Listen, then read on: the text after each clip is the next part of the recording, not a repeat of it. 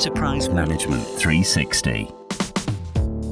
Hello and welcome to another episode of Tech Chats. Now in today's episode, we've got Dr. Eric Cole joining us, and Eric is going to be doing future podcasts with us and doing a lot of content. So it's great to have you on the show, Eric, and I'm excited to be working with you in the future as well. It's my pleasure, Max, and thank you so much for having me. Of course, and I think a good introduction is an introduction from yourself. If you could tell the viewers a little bit about yourself and everything about you. Sure, so high level, I live, breathe, eat, smell cybersecurity. That's what I live for. I know it sounds like a fairly grand mission, but I am truly on a mission to make cyberspace safe. Our lives are being lived in cyberspace, and it should be a safe place to live, work, and raise a family. And I've been doing this for 30 years. I started off my career on the offensive side. For 8 years, I was a professional hacker for the CIA. So I really understand and know how the adversary works, how they operate, how they function. And I'll be honest with you, after hacking and breaking in and compromising systems large and small for 8 years, it got boring because you can always get in, right? There's always vulnerabilities, there's always exposures. And after that, I started thinking about the harder problem of cyber defense. How can we really protect, secure, and lock down organizations? And I'm also an entrepreneur at heart. So after the agency, I was CTO and Chief Information Security Officer, probably one of the first CISO positions within the United States, and helping companies put together that strategic vision and interface with the executives. And while I loved helping organizations create that strategy, there was one little problem. Being a CISO or a CTO or a CIO, you're an overhead function, so you don't control your destiny. If the company doesn't do well, they cut your budget.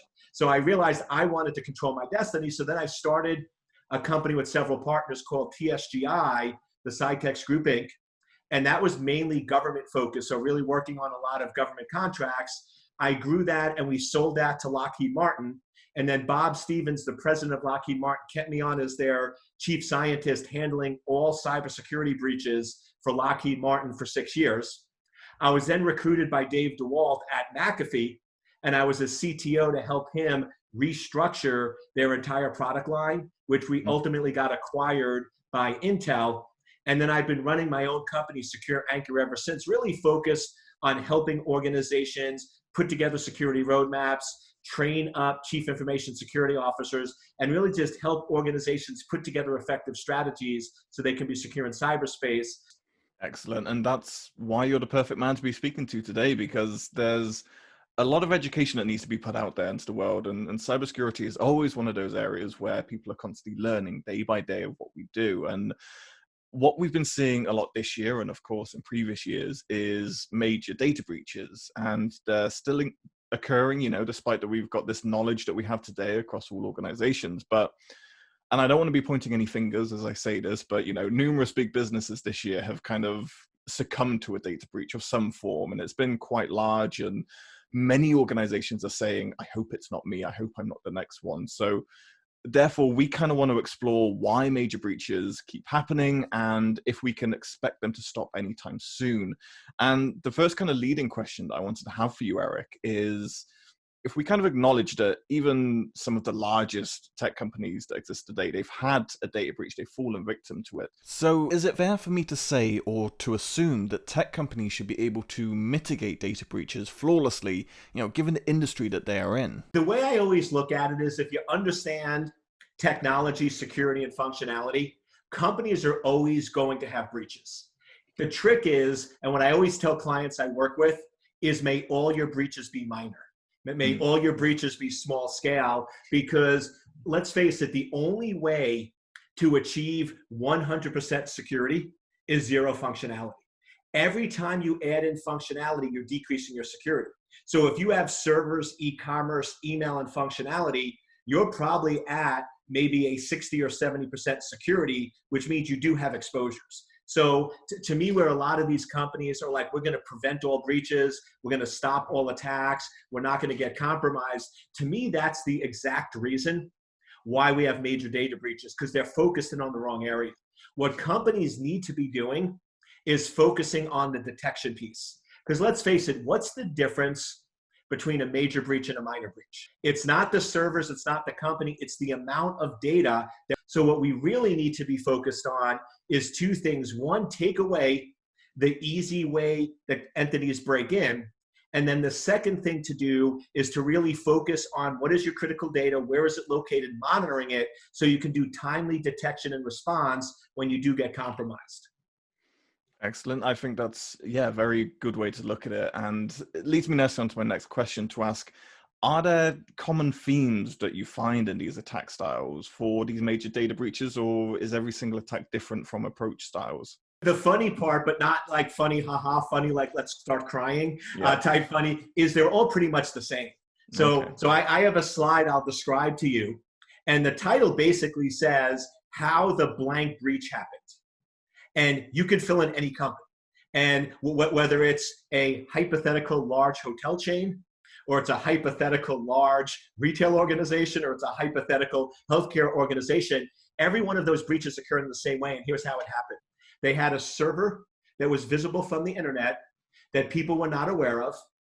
It wasn't patched and updated, so it had known vulnerabilities.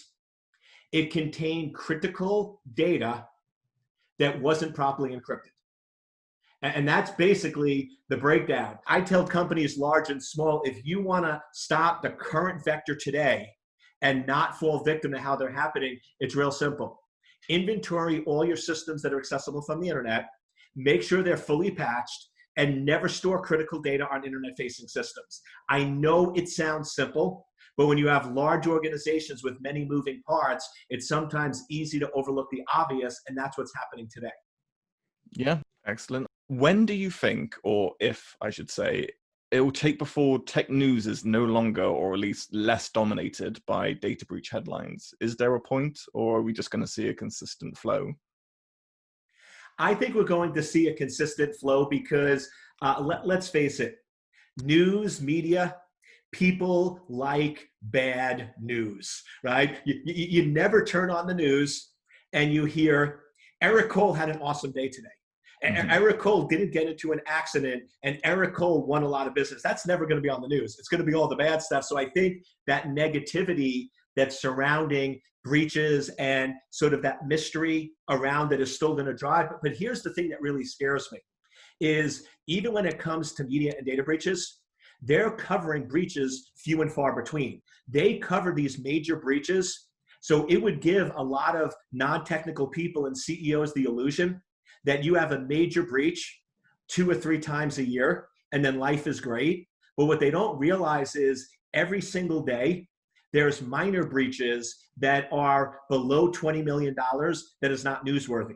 I call up the major news channels all the time because I'm a contributor, and I tell them, listen, I have this big data breach I want to talk about. They're like, how much money?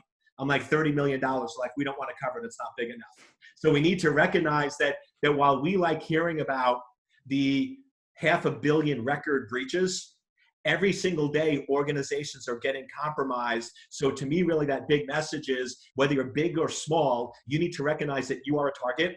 You are going to have a breach. And the question is, what are you doing to make sure that your breach is minor and not major? Of course, and to react to it and stay on top of it as much as possible. So it's interesting to see, and it's a space that is, as you said, constantly going to be dominated, and it's something that's always going to happen. So I'm interested to see the future of where it heads going forward. But until we can get to that point, Eric, all I can say is thank you for coming on today's episode, walking us through this, and I hope a lot of companies have taken away some information of how they can kind of stay on top of this going forward. My pleasure. And the big thing I would say in closing is whether you're an executive, a CISO, or a security manager, ask the questions, what is your critical data? Where is it located? And how are you protecting it? Exactly. I couldn't agree more. And thank you everyone who took the time to view this episode. If you'd like more information, head on over to em360tech.com. You can also follow us on our social channels at em360 on Twitter and LinkedIn. And of course, for more great video content, subscribe to this YouTube channel.